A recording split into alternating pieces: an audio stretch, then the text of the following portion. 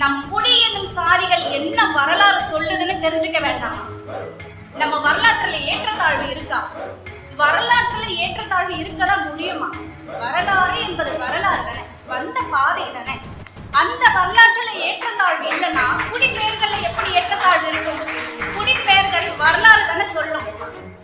என் குடிப்பெயரின் வரலாறு நான் தெரிஞ்சுக்கிட்டேன். நான் வன்னிய கவுண்டர். வள் நிலத்தில் உயர்ந்த நிலப்பகுதிகளில் வாழ்ந்தவர் வன்னியர். அந்த வன்னி நிலத்துல அரசர்களா இருந்தவங்க நாயகர், படை வீரர்களா இருந்தவங்க படையாட்சி, விவசாயம் பண்ணவங்க வள்ளி பள்ளி, விவசாயத்துக்காக காடுகளை கொளுத்தியவர், காடுகளை உண்டவர் காவுண்டர் கவுண்டர்.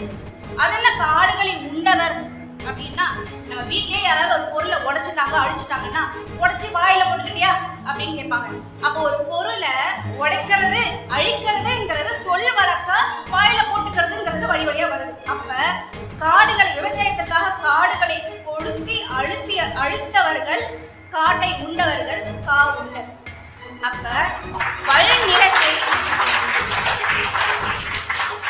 நிலத்தில் விவசாயத்திற்காக காடுகளை கொளுத்தியவர் வன்னிய கவுண்டர்.